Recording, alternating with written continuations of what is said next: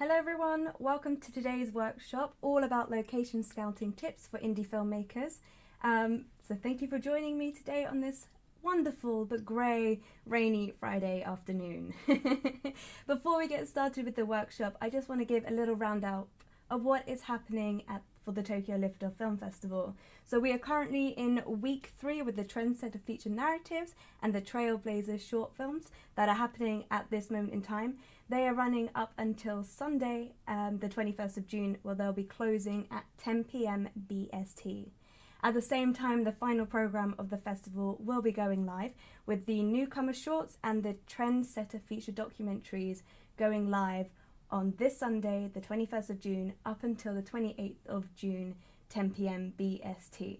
So if you haven't already participated in the festival, then get involved, get voting, watch some amazing content from all around the world and Tokyo. So really get involved. We've had so many people getting involved, voting for the films, and it's just been wonderful to see. And then we're really excited about, at the end of next week, releasing which filmmakers have made it into the second round. So, without further ado, let's move on to today's presentation. So, we are talking about everything locations. So, location scouting tips for indie filmmakers. Let's go. So, it's all about location, location, location. And now I don't mean the TV program that's very popular here in the UK. I mean, let's find you locations for your indie films. So, we're going to look at 2 different ways of getting locations. So writing a script around a location, and if you have already written a script and need to find locations. So let's start with point number 1, and this is exactly what we advise here at Liftoff, that you should do it the opposite way around. You should start by location scouting before you have even started to construct your idea. Why? Because locations can actually spur an idea. So for example, you have access to a school. Summer holidays are coming up and the headmaster has granted you permission to shoot there during this time. Okay, so that's amazing. Summer holidays in the UK last 6 weeks, so you have potentially 6 weeks of time to come up with a script idea, shoot a script. You have a space that is untouched. There's no real time constraints on that space. So then there's no pressure and it's stress-free. I mean, it's like ticks so many boxes. But if you're sitting there at home thinking, well, that's all well and good, but I don't actually have a script, you're a filmmaker. And this is an amazing opportunity for you that has been presented to you. So as a filmmaker, your number 1 priority is to make as many films as possible. Locations can be a great opportunity for you to hone your craft and your style as a filmmaker.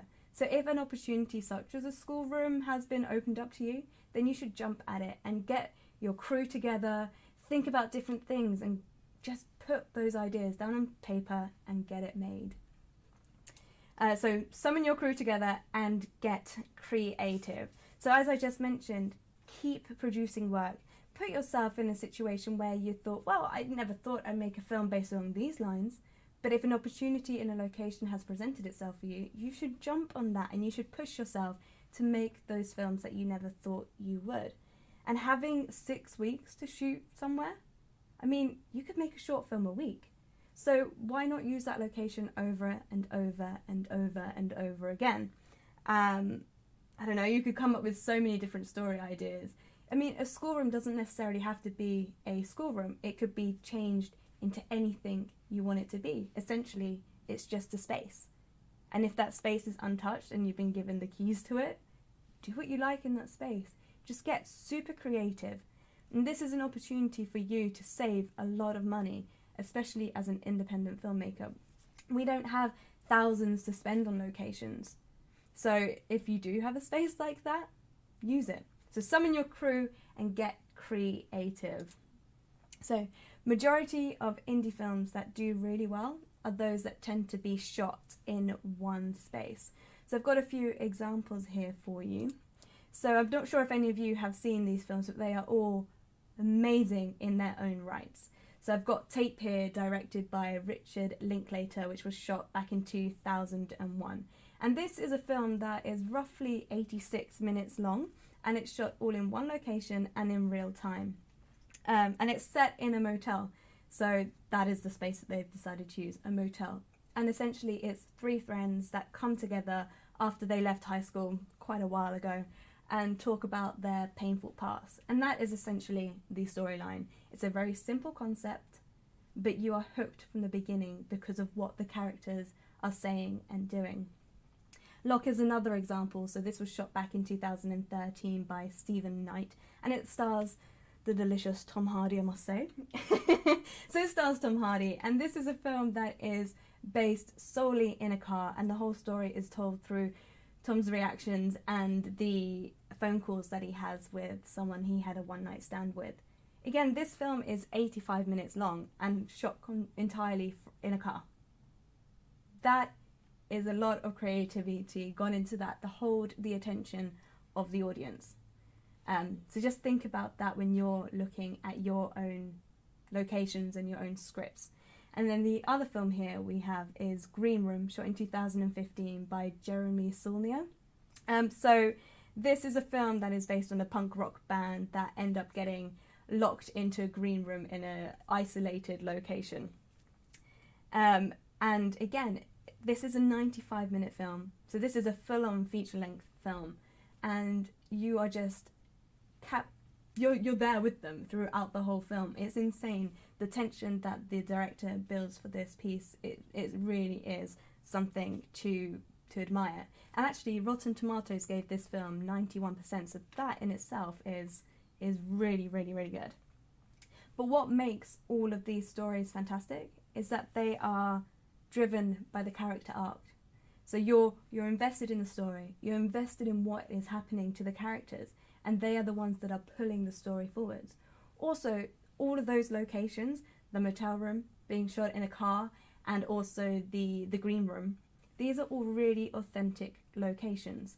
So you invest into it, and the characters already put you into that investment, but if the location is also true to itself, then you're buying everything, and it's fantastic. So moving on, so now you need to get creative. What is within your realm? So let's just think, for example, okay, my brother collects old bangers. They're cars from the 80s and 90s. So he's got a Yugo, he's got like an old Volvo, a Lada of all things. So these are all cars that you may see in a banger race. He would hate that I said that, but it's true. You may see them at banger races, going to the derby and being written off. So that's an idea. So you got a car. My dad's best friend is a mechanic. Okay, cool. So I've got a car and I've got a mechanic's garage. Okay, what can I do with this? So I don't know. I'm trying to think off the top of my head here. You have a derby race coming up. It's meant to be taking place at 12 o'clock that day. You're still in the garage because something's gone wrong with the car. Tension and building, the driver's getting more and more anxious because he wants to be out on that race course, racing with everyone else, and he physically can't get there. We don't need to see everything. We just need to see what the characters are driving forward. We need to see that,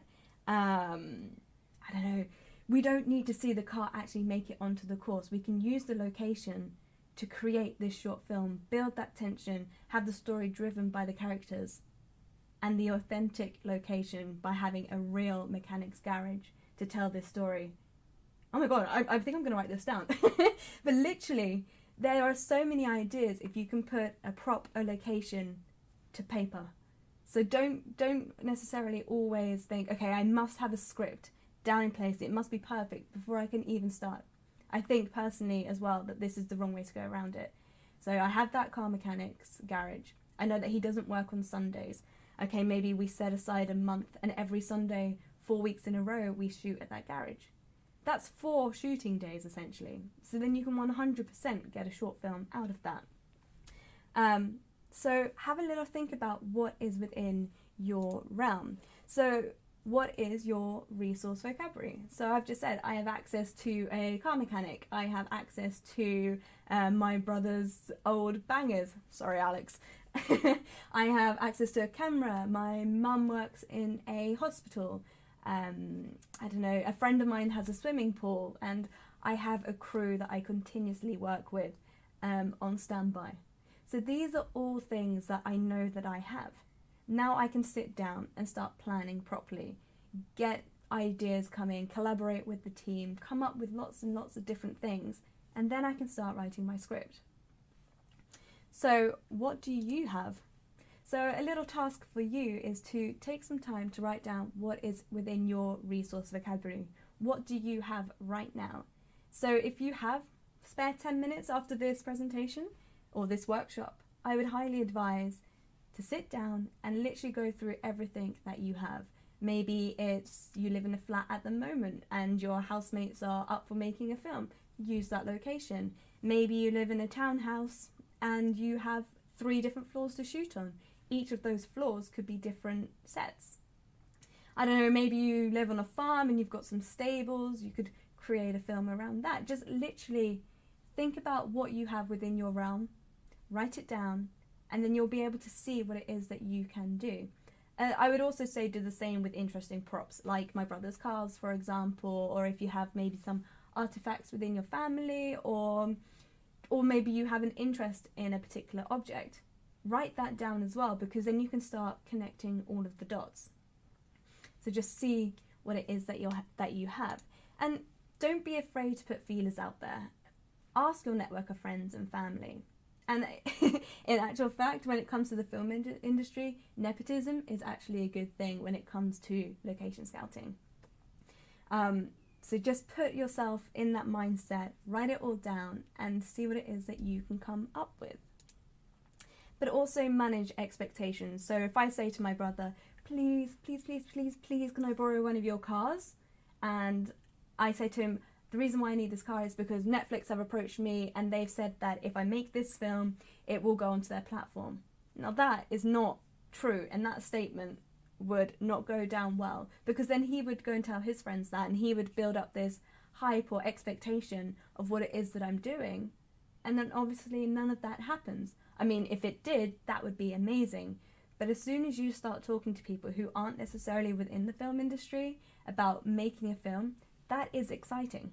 And they'll probably want to get involved. And if their expectations are, well, it's going to be in the cinemas over these dates and Netflix have already signed a deal for this film, then they're going to be so disappointed, and you will have essentially burnt your bridge if you go back there to ask to shoot something else. So just manage people's expectations, be honest and open from the beginning of what it is that you want to do and what it is that you're trying to achieve. At the end of the day, people do want to help. So being honest, being open will help you. And if at the end of the day they're happy with what you've done, you may be able to go back and shoot several different films in that location. So just be careful not to burn any bridges and manage people's expectations. So moving on to point 2. You have written your script and now you need to find the locations. So this is what you may say a more traditional route, especially when you get into higher budgets. So obviously you have location scouts, and there are many websites and different platforms on the internet that have locations available. So there's one in the UK called UK Film Locations, and they don't just cover the UK, they actually have locations in Europe as well, and they can help you find anything that you desire. Also, a line producer is very good at contacting location scouts and helping you find that location that you have in mind. But just bear in mind that this is where you will spend a lot of time, and locations are not cheap. I touched upon that earlier before, but they are not cheap at all, and it can spiral out of control, especially if you've written into your short film that you're shooting at a castle and that you need a moat, for example, because your imagination ran wild when you were writing this script. But you also have to think about what happens if you can't get those locations? What happens if they are out of reach? What are you going to do then?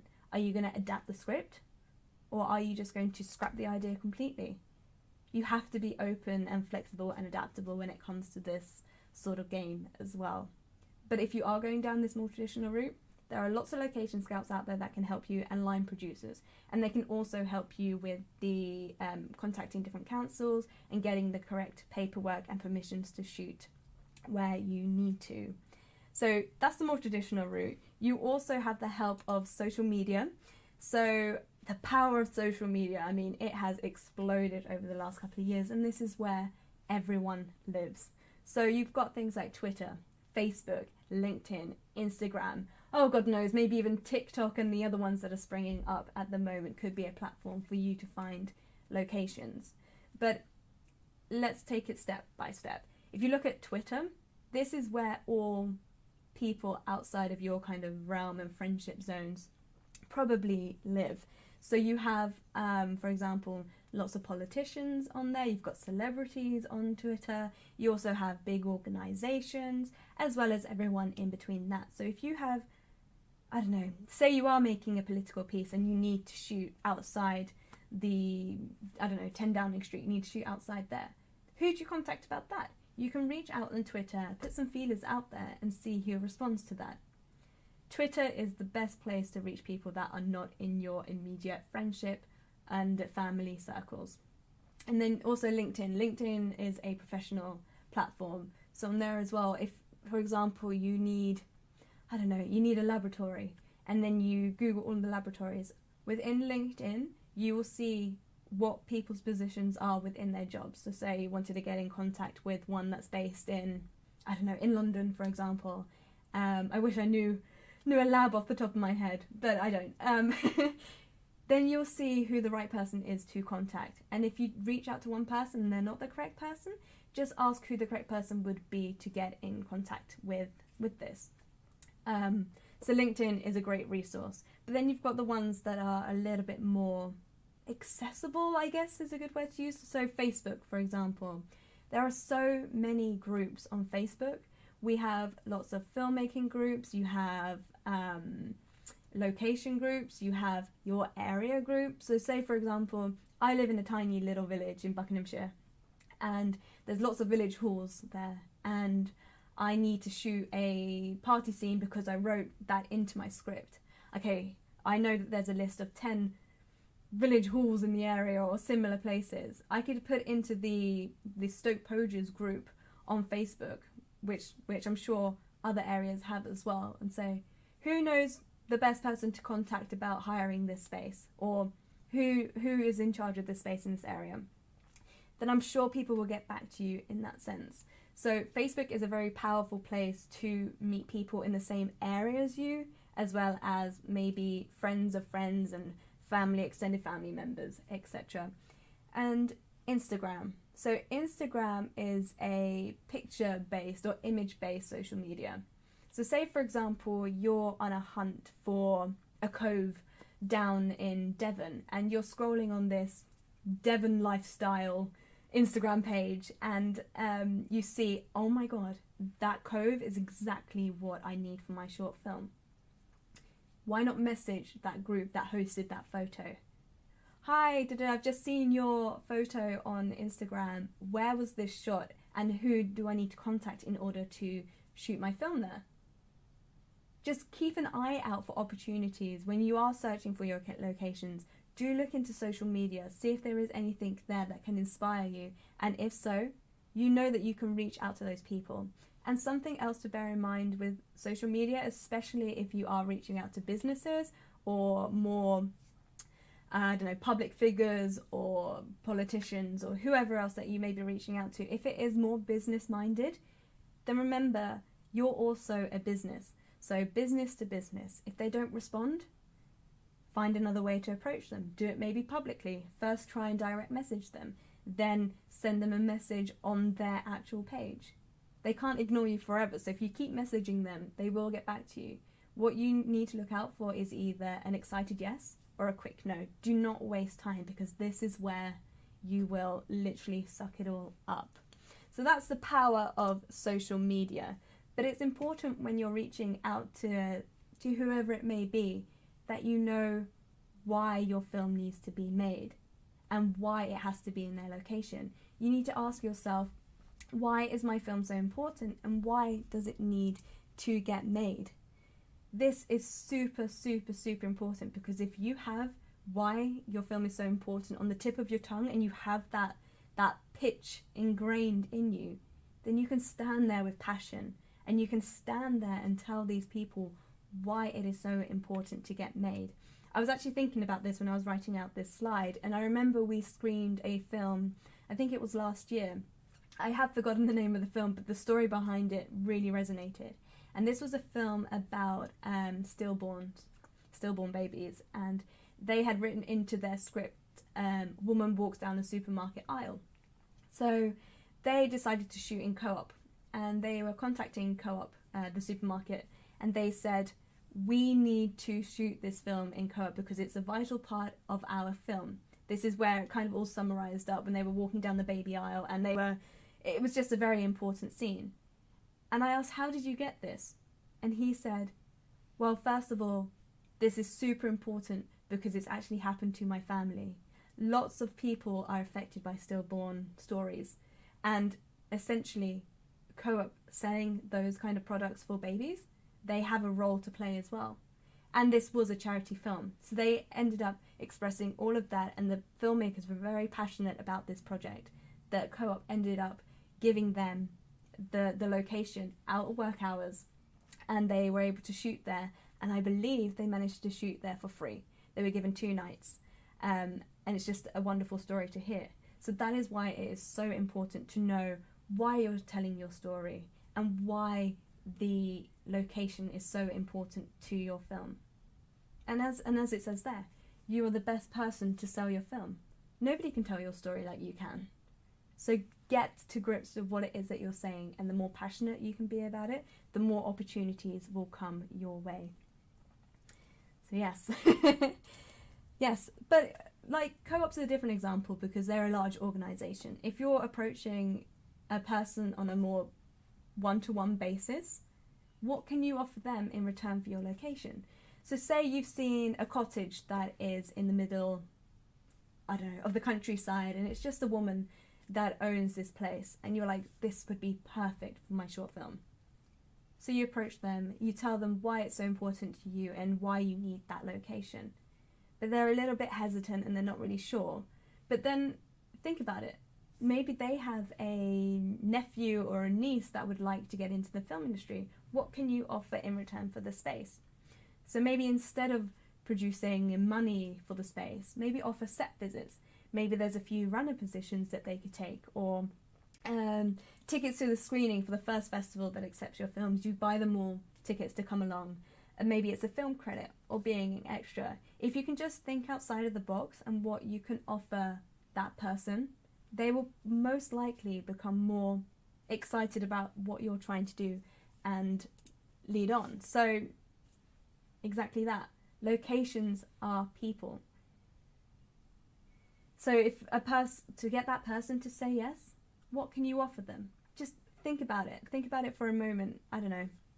I think offering a niece or a nephew an opportunity to be a part of a film, giving them their first film credit, or that opportunity to see what it is like to be on set, that will 100% inspire the person who owns that location to give it to you, and they may then be able to give it to you for free or at least a really reduced cost. And if they're also there on set and they can see that you are stressed, you're not getting the shots that you need, or maybe you need some more time, then I'm sure that they will be there and open to that possibility.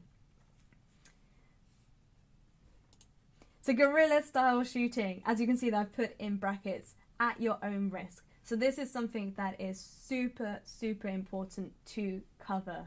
And we say guerrilla shooting at your own risk because things can go wrong, and we don't necessarily encourage guerrilla style shooting here at Liftoff. That being said though, we have received a lot of films that we've seen, and we've asked the filmmakers, where did you shoot this and how did you get the licenses for this? And they're like, well, we did it guerrilla style. And we're just like, oh, okay, wow. There is possibilities to shoot guerrilla, but if you do, make sure that you have an escape plan. Because, as I've said, things can go wrong. You do need to have, well, I say you do need to have licenses. That is exactly what guerrilla shooting isn't. So you're not covered. You don't have any public liability.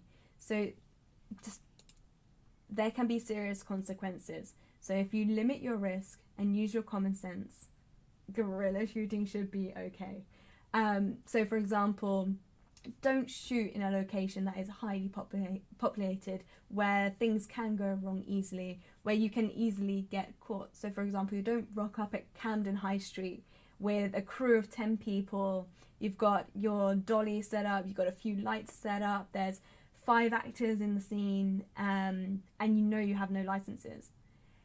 People are curious, they'll want to know what's going on, so they will start to ask you, what's this? What are you shooting here? Or who's involved in the project? Or whatever it may be. And then it only takes one law enforcement officer or someone from the council to see what's going on, and they can issue you a fine there and then. And I'm not just talking about a slap on the wrist and, oh, sorry. It could be thousands. So you really have to think about it. And do you really want to risk that? If you get caught and you have to spend thousands bailing out this one scene, that is your whole project then gone. So if you are going to do guerrilla shooting, be sensible, use your common sense, limit all those risk hazards, do a risk assessment of that area and be like, actually, it's probably not worth it. Find a different location that is maybe not used, is not populated as much, maybe a forest, a beach, or somewhere where you limit all of those risks. So a final thought: historical accuracy. So I should have called this slide the 3 P's of historical accuracy, but I had to mention double glazed windows. So points of technology, planes, plug sockets. There is no good shooting a film in the 1800s and spending lots of money on the location, amazing costumes, the script is awesome, but you haven't considered the windows that have double glazing. There's a plug socket in shot down the bottom of the scene and of the frame, and all of a sudden this plane comes over and you're just like, wow, did not know planes were existed in the 1800s. Yes, this is something that as judges here at Liftoff we see quite frequently, and it seriously breaks you out of the narrative, and it can be quite comical, especially if it's a heavy drama, a serious piece, and then you see something so obvious. But attention to detail really, really matters. So when you are looking at locations and you found that cottage, because the woman down in Devon or in the countryside, wherever it was, allowed you to shoot there, and now her son is working on set as a runner for the days that you're shooting in the cottage. And then you don't think about this. You're just so excited that you managed to get this cottage for almost nothing, or if anything at all. And then there's a plug socket in the frame, or there's double glazed windows. People do notice this, and it really does let a piece down, and that could be why you don't get festival selection. So yeah, as I just mentioned, it is so important. Everyone has, you see it with bloopers as well, when that stormtrooper, for example, walked into the barrier as it was lifting. That snapped you out of the moment for that split second. And it's the same thing when it comes to historical accuracy, because as it says there, it will break you out of the narrative. So just bear that in mind when you're looking at locations. So yes, now just to recap before we move on, I'm just going to have a quick look in the chat room to see if there is any questions. Thanks, Ed. Ed totally agrees with what I've been saying. Thank you. You can't always use your own house and kids. You can fake mess like that. Yeah, that's so true. Thank you, Ed, for joining us here today. So before I move on, if you do have any questions regarding the locations that I have mentioned today, or any advice that you'd like to know, Claire is in the chat room and she'll be typing away for any questions that you may have. But something that I feel is really important, and I like to stress this every time I do a workshop, is that you need to become more responsible with your enthusiasm for gaining knowledge and to better equip yourself as an artist. Because the filmmaker that rises from the dust are always those that do as much as they can to better understand their audience and how others are doing with similar resources. So similar resources. What are your peers doing? How are they finding locations? Are they writing their scripts? Are they finding the locations before they're writing their scripts, or are they doing it vice versa? Find out what they're doing and maybe talk to them about what you have in mind and say, okay, I have this idea for a film, but I know I need to find that location before I start writing my script. If you share that idea with people, then they may be like, well, actually, a friend of mine has a location very similar to what you've just described. Or another filmmaker might be like, oh, let's collaborate because I actually do have a yacht which we can shoot on. Who has a yacht? But people do. So just share your ideas and find out what other filmmakers are doing. And attend more film festivals, because you just don't know who you'll meet. If you meet a filmmaker and you share your idea, bang, that's a collaboration that could happen right there. And then that idea that you've been festering in your mind may be a reality sooner than you thought. Because how can you expect an industry to support you if you don't support it? It's exactly what I've just mentioned. If you put yourself out there, opportunities will come back to you.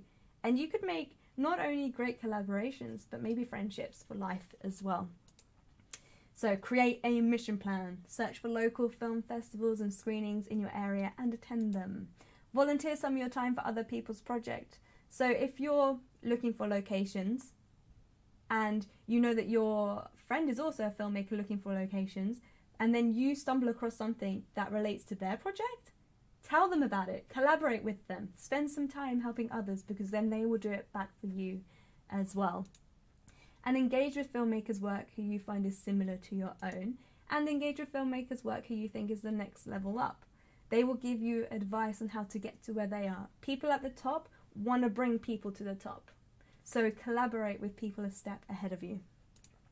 And engage with filmmakers' work you find inspiring. If you've just attended that film festival and you've seen a piece of work that you think is amazing, it has similar themes to what you want to get to, it's in the same genre, the storytelling was phenomenal, it had character-driven arc throughout, and it was shot in that one location, go and talk to those filmmakers, because they need to hear it as well, and that's when you can start a conversation on a neutral ground. And discover true indie content online and pay for it. So go and check out our Tokyo Film Festival that is taking place at the moment. But keep creating ideas. Build a stable and reliability creative engine. And remember, you're not just one film. So going back to my point right at the beginning of this workshop, you have a location and it's not being used for 6 weeks. Don't just create one film in that space. Go back and keep creating. When would you actually have time to have a space for 6 weeks? That is very rare. So use that opportunity to its advantage. I was going to say use and abuse that, but don't abuse it, because you might burn your bridges. You don't want to do that. Just be sensible of the ideas, but if you have opportunities to shoot multiple things, do it. Do it. Keep creating work. So moving on, are you a filmmaker looking to launch your career? Become a professional Liftoff member. So included within the professional Liftoff membership, it costs $189 a year, but you get free submissions to all of our festivals and showcases, career road mapping sessions which take place every Wednesday. We'll be inviting 2 to 3 more members to it this Wednesday coming. And once this pandemic is over, you can join us here in our wonderful cinema space, and we could be watching your content on the cinema screen. We have a fantastic jobs dashboard that is continuously updated with fresh jobs in your areas, and we also do film market representation at all the major film markets. And this week, AFM actually announced that they're going to try and go ahead with the film market. So the American film market, which takes place in Santa Monica, they stated Santa Monica is open for business. So fingers crossed there's not a second wave or anything that will prevent us from going. But as we've seen with the Marché du Film online, it is working, and we've had lots of meetings during that online process. But we want to get to Santa Monica, and we want to represent your projects there. So that is the liftoff.network/membership. That's how you can find us, and it will show you everything I've just spoken about and go into a little bit more detail. Voila! I hope you enjoyed today's presentation. Ed's been chatting away. Thank you so much. And Claire, you've been wonderful answering these questions. Thank you so much for joining me this Friday afternoon. Before I head off, if you are interested, you can join, and you are a professional member, you can join our members Facebook group here. If you're a member of the Liftoff Global Network, Basic, Intermediate, Professional, this is a place to meet other members, get the latest news, and get invited to career road mapping sessions and give advice, and so much more. There's so much more that happens on the Facebook page. So thank you if you did come from the Facebook page today and you joined us in this presentation. Thank you so much. And then what is coming up? So the New York Liftoff Film Festival will be sending out official selections next week. So keep your eyes peeled for an email from us on that. And this Sunday, not only does the final program for Tokyo Liftoff go live, but we are also running the First Time Filmmakers sessions June 2020 for 1 week solely. And they are a fantastic collection of first-time films. And you'll probably notice that a lot of these first-time films are shot in one location. So do keep an eye out for those. And again, thank you so much for joining me this Friday afternoon.